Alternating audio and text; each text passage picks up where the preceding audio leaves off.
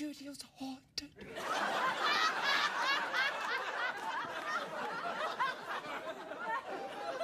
Haunted by a warm-up comedian.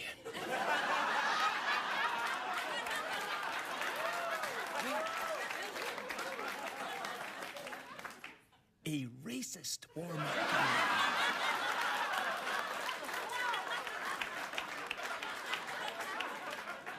I'll tell you what. By the way, if I'm this close and it's creeping you out, you're welcome. I'll tell you why. Because he said to me, what do you people eat at Thanksgiving? And I'm like, what do you mean? Americans? He's like, no, you people, you know. I'm like, what? And he's like, I thought, do you eat haggis or something? I'm like, what?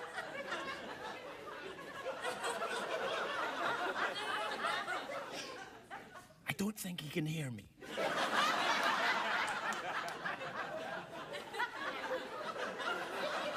Anyway, what I did was at Thanksgiving is I went to my sister's house, my sister is also from Scotland.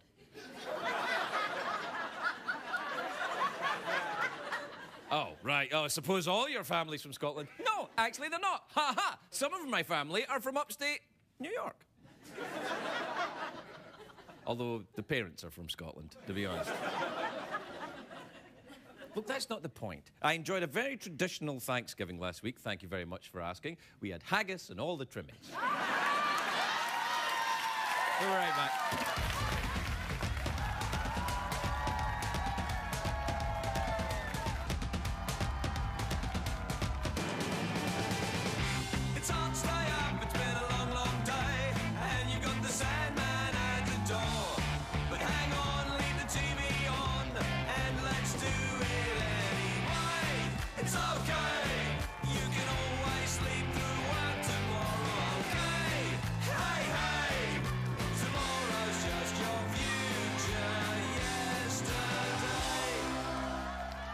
Ladies and gentlemen, Craig Ferguson.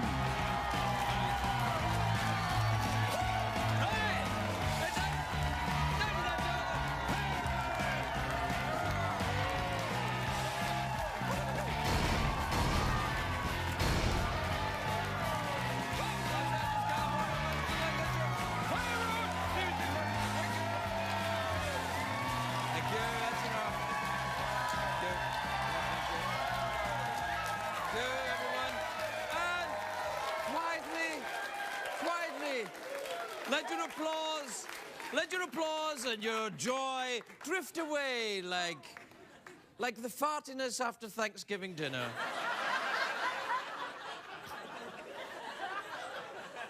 We haven't even started the show and you're doing fartiness? I know. Why? Oh, CBS told me not to be so farty.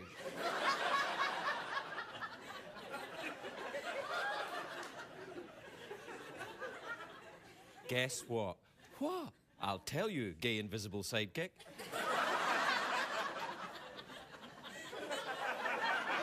It's a great day for America, everybody. Yes, it is. Yes, it is. It's a great day. It's a very important day and a great day at the White House. The official White House Christmas tree was unveiled today on the South Lawn. Actually, it turned out to be a regular tree, but it snuck in through the White House security. But it's going to get its own reality show and... The Secret Service are in a lot of hot water about what happened there last week, but I think give the Secret Service a break. What, Craig? Are you sticking up for the man? I am. When the Secret Service heard there was a crazy couple in the White House, they just assumed it was the Bidens. They didn't know it was anybody else. Wait. Now, wait. Wait a minute. Mrs. Biden isn't crazy. Joe Biden's crazy. You can't make her... Mind you, she married him. So she's... Oh, did you do the dirty joke that I did in my head? You're naughty. Lindsay Lohan's mom told People magazine that Lindsay made the most amazing garlic mashed potatoes on Thanksgiving. Isn't that adorable? Lindsay's mom says she doesn't know what's in them, but they make you very chatty and then you crave more every 15 minutes. You have to take... You will... For mashed potatoes like this, you would ruin an otherwise promising career. Last Friday was the busiest shopping day of the year, they're saying. Economists are saying that the holiday sales are already below expectations, though. People didn't spend the same amount. But they haven't yet counted the diamond ring that Tiger Woods is going to have to buy his wife. That's going to... He is in a lot of trouble, Tiger. Look, if your name's Tiger, sooner or later you're going to get in trouble. You're not just going to play golf your whole life. They're like, what's your name? Tiger. What'd you do? Play golf. Is that all? And your name's Tiger? I don't know. The Florida police now they want a search warrant to figure out what happened over the weekend. Now, don't ask me because I don't know. I was watching New Moon over and over again. They're vampires, but they've got feelings. Anyway, here's what we know. I know I'm against it. I'm not going with America on this one. America's all about the vampires. I'm like, nah, not doing it. Everyone else says, oh, we all love them. I'm like, no, I don't. Anyway, here's the Tiger Woods situation. 2 a.m. Friday, Tiger's SUV crashes into a fire hydrant in a tree. The police arrive, Tiger's unconscious, his face is smashed up, and his wife is holding a golf club. Now, the people in the media... People are speculating, the bloggers are going crazy, like, she has a golf club, she hit him. Now, wait. It doesn't mean that she hit him. You hold it. Think about it. In Tiger Woods' house, golf clubs are everywhere. They do everything with golf. They cook with golf clubs. They brush their hair with golf clubs. They're like, honey, can you pass the meatballs? There you are. Help yourself.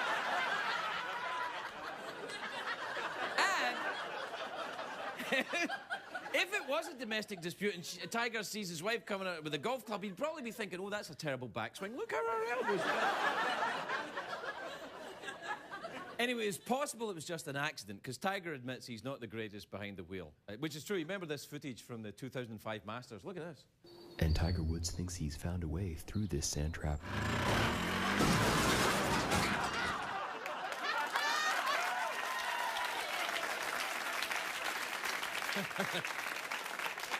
Now, anyway, the Tiger Woods incident happened over the weekend in Orlando, Florida. The Orlando police are not used to getting a call about an accident involving someone under 80 years old, because... I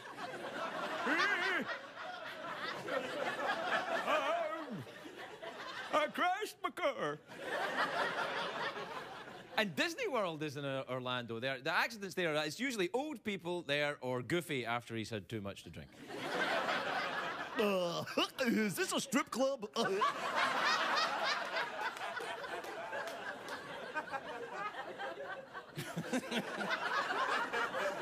Anyway, look, yesterday the police released a 911 call from Tiger Woods' neighbour.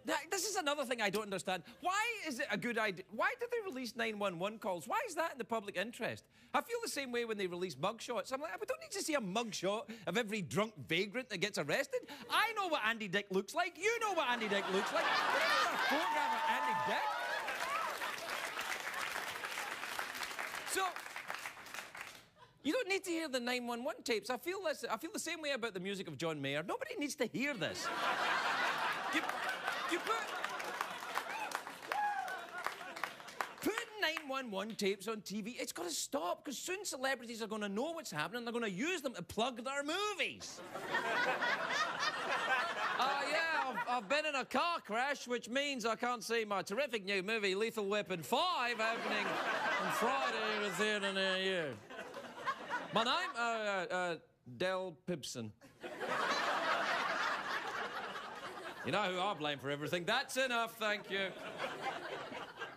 Anyway, some people are saying that the incident, the Tiger Woods thing, is going to cost them millions in endorsement deals. But I think people who like golf don't give a rat's ass. Well, but they only care about is, does it affect his game? They only care about is golf. People who like golf, all they care about is golf. They don't care about who you are, what you do. It's golf. And when he endorses something like Tiger Woods, he plays good golf, I'll buy it. You know, and when Tiger Woods endorses something, like when he says anything. I was getting caught in a circle of crap. I'm like in a great giant wheel of crap. talking. Do you know what you do? What that's called when you just talk and you're going like this and you don't know what's happening? That's called doing a Shatner. You're just like, I don't know what I'm actually saying. Go, they'll buy anything. Won't we shout out? Anyway, I think Tiger Woods will be okay, is what I'm saying. People will buy what he says. I'm Tiger Woods. And when my wife comes after me in a domestic dispute, I make sure she uses the Nike SQ Dynamo driver. Because I'm worth it.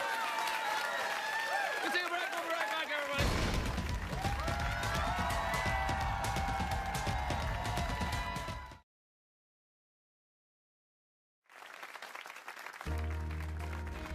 And now, a Sean Connery holiday memory. It was New Year's Eve, 1975. I was in the middle of filming The Man Who Would Be King with Michael Caine.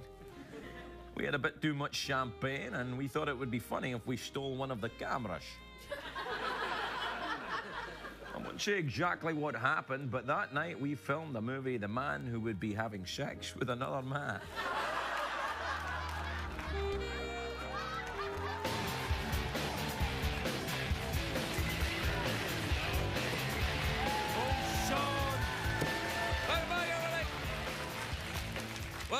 Welcome back to the big Monday night show where everything's pretty much the same as usual. You mean it's badly lit and underprepared? You betcha!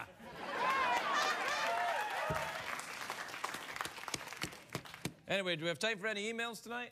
Anyone here? Yes, you can do so. Who said that? The ghost of Drew Carey. How can you be the ghost of Drew Carey? He's still alive. He's my friend. I saw him last week. He's fine. And he doesn't have a high-pitched voice. Yes, that's the other Drew Carey. I'm the ghost of Drew Carey. Past.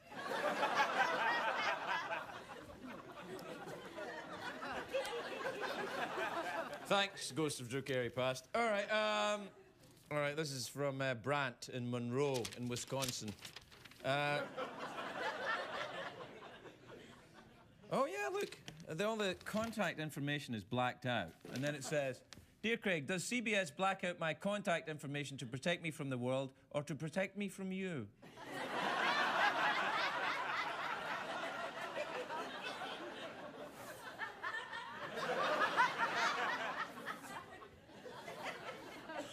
You know the answer to that. So do I. Shut up. This is from Simon in Manhasset, New York. Manhasset. Dear Craig, I noticed the other late-night hosts usually mention the guests they'll have on before the day they are on. Do you know just who's on your show and when they are on? What? Do you just not know who's on your show until they're about to come out? No, I know who's on. This week, there's a whole bunch of people. Yeah, they have a blue card here. It's got everybody's name on it. Hold on. Coming up on the list, tomorrow, Joel McHale. Wednesday, Paul Schaefer. I wonder if we have some music for that. Thursday, George Lopez. Friday, Emily Blunt. Now, see, there you go. This is like a proper show.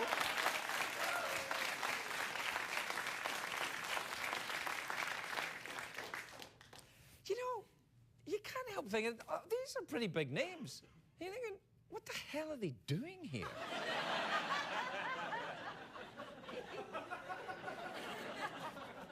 All right, this is from Gary in Middletown, Connecticut. Gary says, Dear Craig, is it better to regret something you have done or to regret something that you haven't done?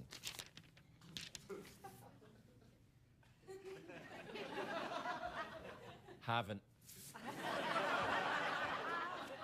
A clue to answer that correctly. Is it better to regret? No, the only things I really regret, because the things that I've done that were very bad, I of course deeply regret them, and they're not the views expressed by the CBS Corporation. But but there's a couple of things that I wished I'd done, and I didn't, and I regret that. You know who you are. And we can still work it out. This is from Esther in Bridgetown in Maine. Esther says, Why does everyone like that green bean casserole so much?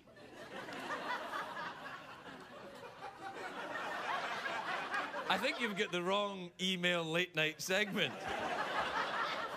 That's clearly a question for Fallon. I have no idea. Jimmy, if you're watching tonight, because I know you never miss the show, why do people like that green bean casserole too much? If you don't know, maybe you could pass it on to Jay or somebody. Let's ask around the late night community. You didn't? We all live in the same house like the monkeys. You didn't know that? We do. What happens at 11:30? A bell goes off. We all slide down a fireman's pole and we all run off to different places.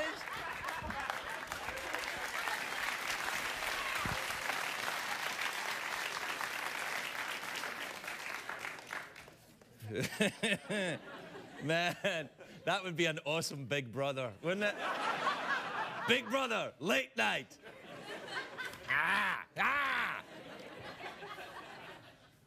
This is from Jason in Starkville in Mississippi, I would guess.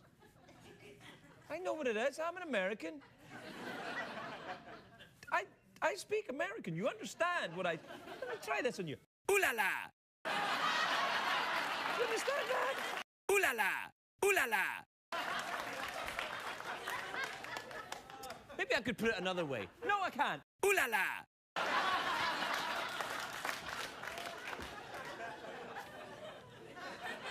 You're welcome, people who are too young to be up late at night, so you're watching on YouTube. This is from Jason in Starkville in Oh, shut up! She says, Jason, she says, hey, Craig, now that Oprah is leaving, maybe you could get the lights and studio furniture from our old show. I don't think so. It'd look out of place in here, all good stuff and everything. I mean, Oprah's stuff that furniture is plush. Remember when Tom Cruise jumped up on that couch? He sunk right into it, it was so plush. I think that was staged, and I'll tell you why, because Tom Cruise is too small to jump up on a regular couch. That was a tiny little couch. We'll take a break, we'll be right back, everybody, we'll be right back.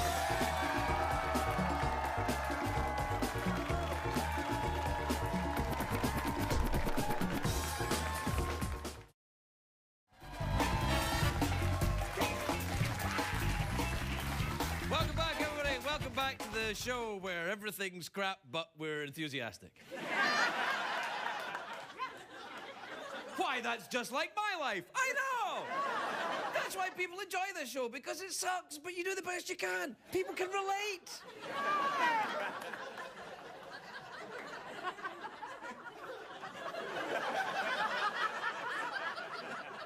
My first guest tonight is in a new film. You might have heard of it. It's called New Moon.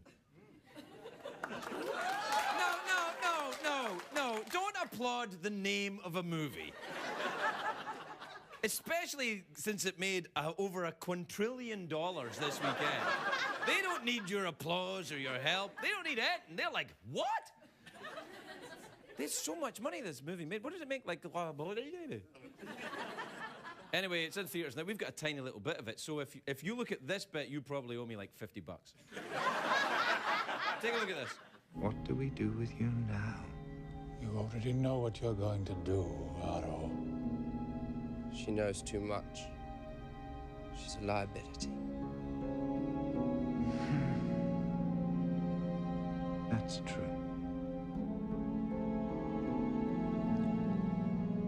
Felix?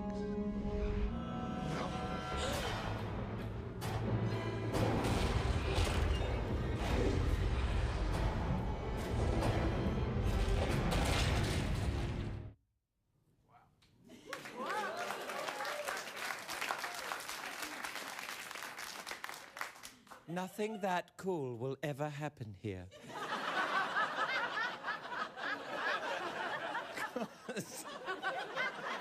I've told you once, I've told you a million times.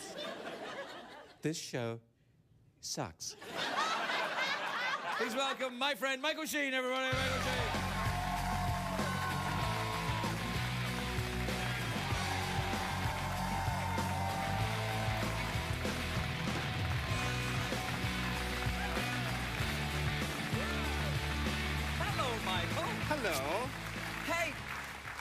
did the movie do at the weekend? Is it going to be a hit? I don't know. I was just sitting at home counting all my quintillion dollars. Do you get all the money? No, I get nothing. No, I didn't think so. They don't pay the actors, do they? If I'm lucky, I'll get an action figure.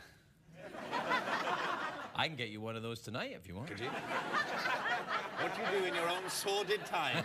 I liked your hair in this film. Did you like it? Yes, I liked it very much. It's good. Thank you. Was that wig? I grew it all myself. Did you really? I have the ability to grow hair at will. See, that's what makes you that Oscar-winning movie star and me just a humble chimney sweep. I think you'll find it's pronounced Chimbley Sweep. Chimbley Sweep? Chimbley Sweep. In Mary Poppins, they're called Chimbley Sweeps. Are they? Yeah. I don't remember that. You people should know that.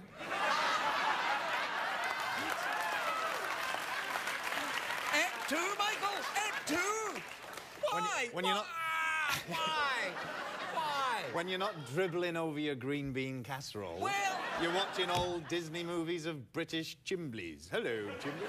Did they call him? I liked Dick Van Dyke's English accent in Mary Poppins. Me too. I thought it was great. All right. It was spot on. It's the rest of Britain that's got it wrong. Yes, that's what I tried to... He was doing a historically accurate, Exactly. you know... He speaks it like the Queen speaks it. You know the way you think the Queen speaks? That's all the act. Weren't you in the Queen? I was. No, yeah, like but that.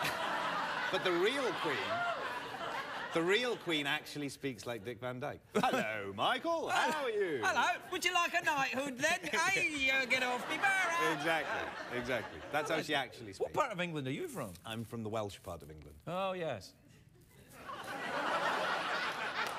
Which is not the same as the Scottish part of England or the Irish part of England. I thought you people were part of England, aren't you? Do you ever get asked to play Welsh characters? No, like, never. There doesn't seem to be any Welsh vampires ever. There's not, although I do put a little bit of Welsh into this one, because I put a little bit of Welsh into everything I do, because I'm crap. You've come to the right place. But I'm enthusiastic. Yes! Yes! Now, how are you dealing with the enormous popularity of this thing? Are people stopping you and saying, oh, look, it's... what's the name of your character again? I forget. Arrow. Arrow. I know you pretend to put them down, these films, but in fact, what people don't realise is that Craig actually wrote them. I did, yeah. God, if I had written these films, I wouldn't be in this dump. I'd be getting drunk on my boat. Yeah. You'd be not being enthusiastic, but also not being crap. That's right. I'd just be rich somewhere. Yeah. Who does write the films? Is it Stephanie Meyer writes the books? Well, no, Stephanie writes the books, and the films have been written by another lady. Right. Okay. Well, that's always good. Yeah. No. Yeah. Thanks for that. That's all right. We can cut that out. Actually, we can't. This is not like a movie. We can't cut things out. See, that's the difference. When you make a movie, you make all the crap bits, and you go, well, all the crap bits, we'll just take them and put them elsewhere. Here, we just put... That's the whole show. That's why most of my career are just short films. Because once you cut all the crap out, there's only a little bit left. What are you going to do now? You've been a vampire, you've been a Prime Minister, you've been David Frost. What about Welsh? May I suggest Welsh? What, like Shirley Bassey? I'll do the Shirley Bassey Shirley story. Bassey was Welsh, or Richard Burton? Richard Burton. I come from the same town as Richard Burton. Oh, yeah. Do you drink as much as he did? Not anymore. No. Right. Oh. What do they drink in Wales? Anything, really, don't they? Paraffin. Yeah. Liquid daffodil. We just put daffodils, leeks. They're big singers in Wales, though, aren't they? They love Land singing. of Song. Land of Song. Tom Jones. Tom Jones. Have you ever seen his show in Vegas? No, I haven't. But I have sung the Welsh national anthem next to Tom Jones. Did he get sexy? He got a little bit sexy with me, actually, yeah.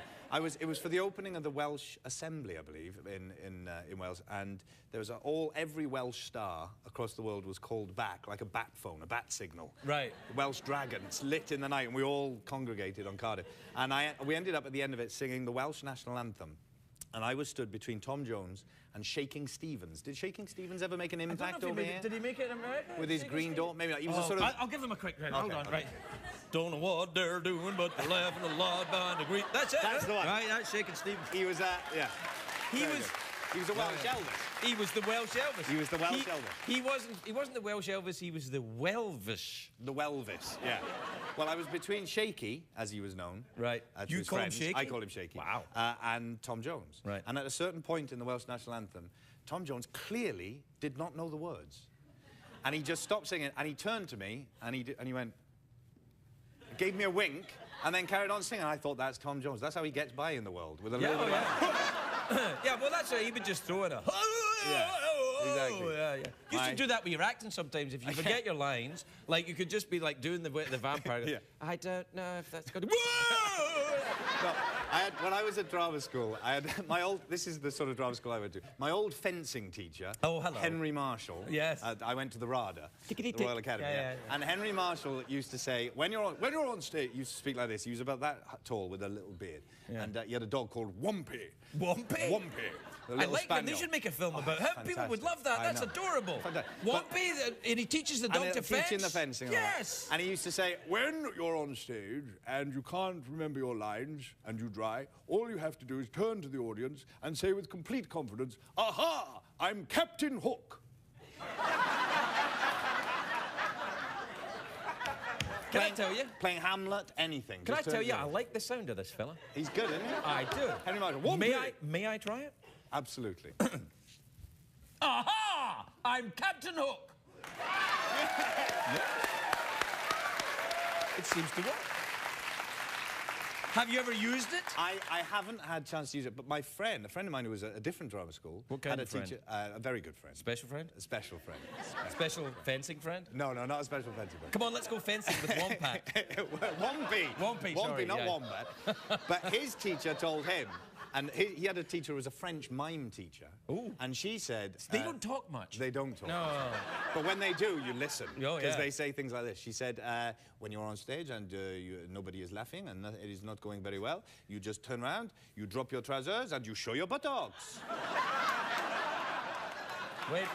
So off you go. Now, I have a slight mechanical problem with this, and I'll tell you what it is. When you said you drop your trousers and show your buttocks, my buttocks happen to be located round the back. Right, okay. So if I dropped my trousers, I would show my jingle bells, and I wouldn't show my buttocks. I would show more than most people have television screen capacity for. It's all high definition these days. It's fine. But what you should do, if ever you're in trouble on the show, which is continuously, you should just say, you should drop your trousers, turn around, show your buttocks, and say, "Aha, I'm Captain Hook," and do the full double whammy. Nice! Thank you for coming in, Michael. You've sorted me out again. Michael Sheen, everybody, we'll be right back.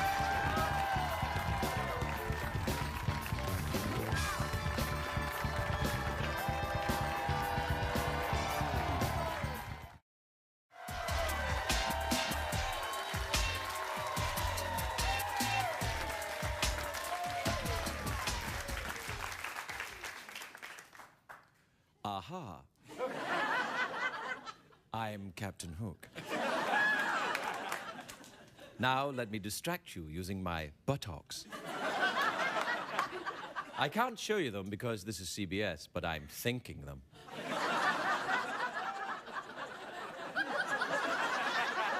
And so are you, aren't you? Oh, you thought bigger ones than me.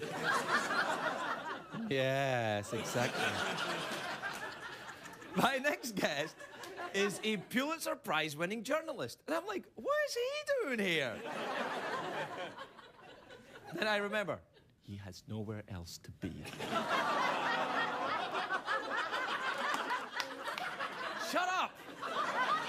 Please welcome the very distinguished Carl Bernstein, everybody. Carl Bernstein.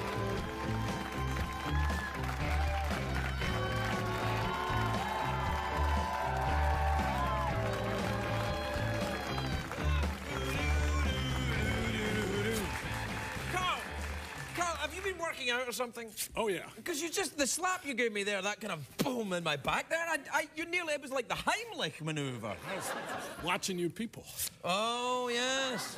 How are you? You all right? I'm good. How are things in Washington, D.C.? You having a nice time down there with all the lovely people? I live in New York, and I get to watch it from afar, and then I drop in. So it's a much better way to do it. Do you take that train down there? I take the train. I like that train. What's that called? The acapella? Acapella? The acapella, yeah. Yeah. Excella. It's nice, that. It's very nice. Takes you 2 3/4 hours. You get off, you walk right to the Capitol building, and then you're in the midst of it. And it's awful. How's it going?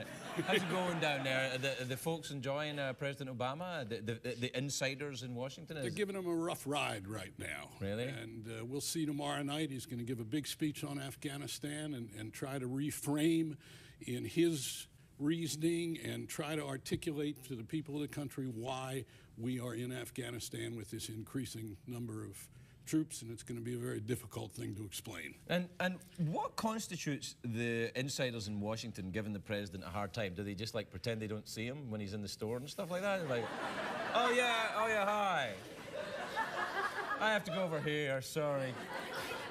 I think it's endemic to the place that there's a conventional wisdom that starts to surround a new president that usually has very little to do with what's really going on. There are a few really great journalists, some friends of mine you're pretty good. who I think have a better idea of what's going on, and it's usually not what we're hearing too much about. I think right now that what we're seeing is that the president is up against intractable problems in this country we haven't dealt with for 40 years. And the Congress of the United States is an institution which is in the midst of a kind of systemic breakdown. Really? And why is it in a systemic breakdown, the Congress? Well, I think if you look at what the problems of our country are and how they've accumulated, whether you talk about regulatory, whether you talk about infrastructure, health care, the Congress hasn't dealt with them. The Constitution says that these are areas that are reserved, really, for the Congress to deal with.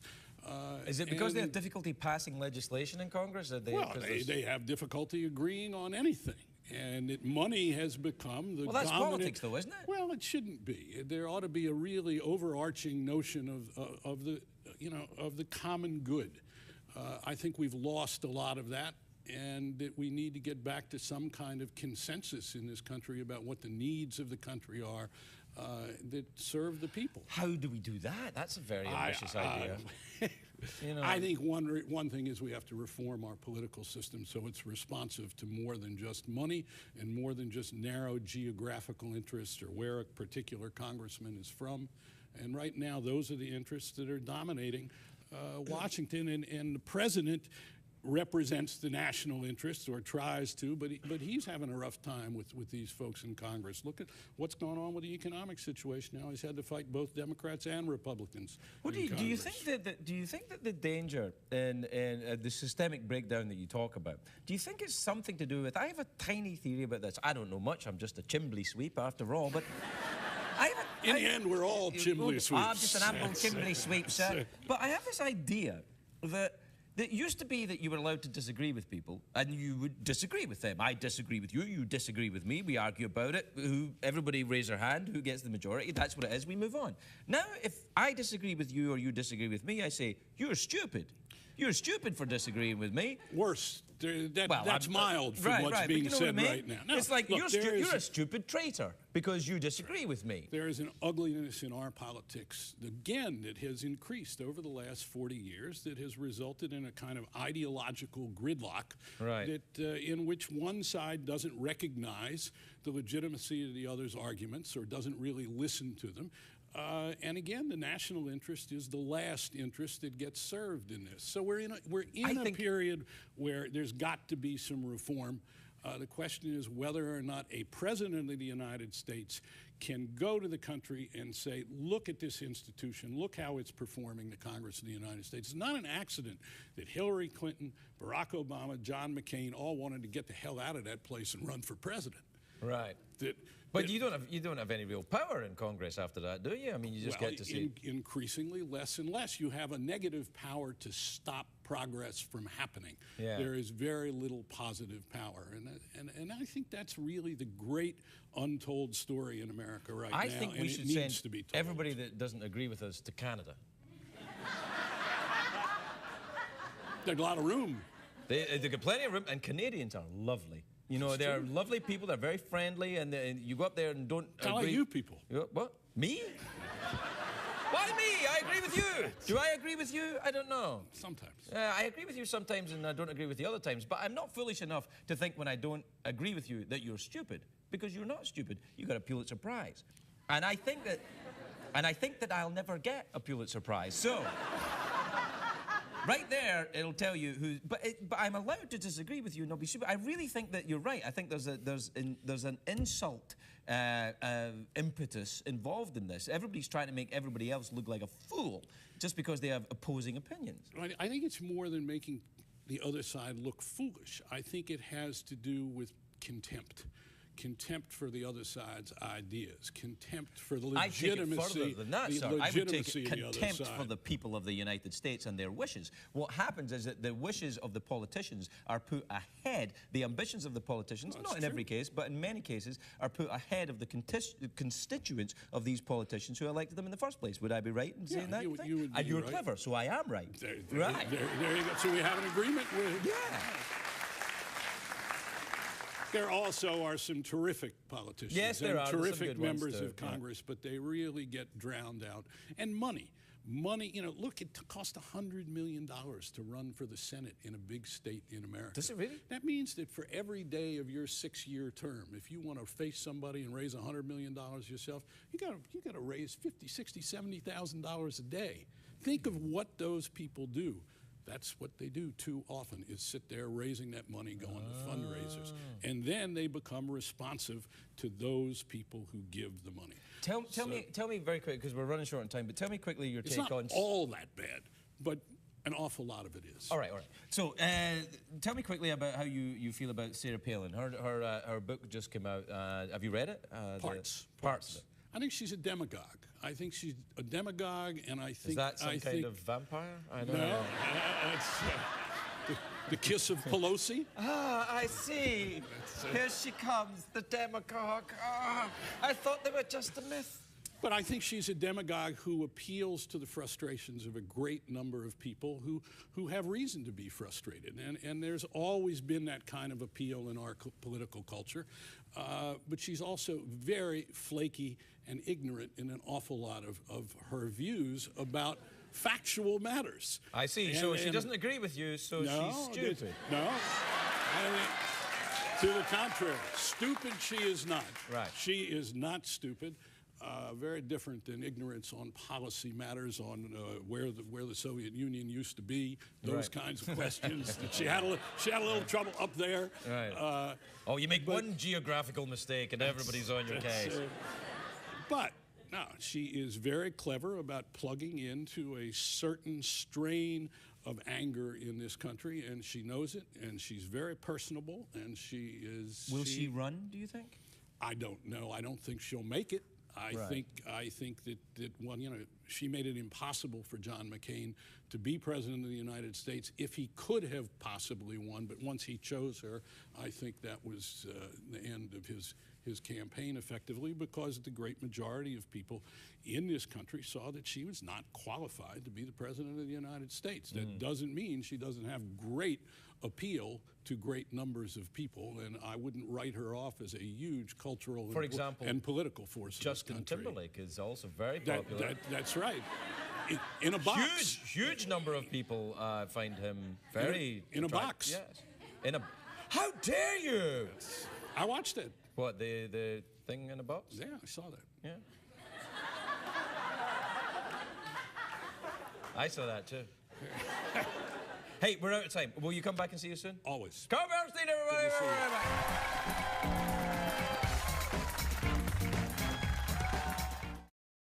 What did we learn on the show tonight, Greg?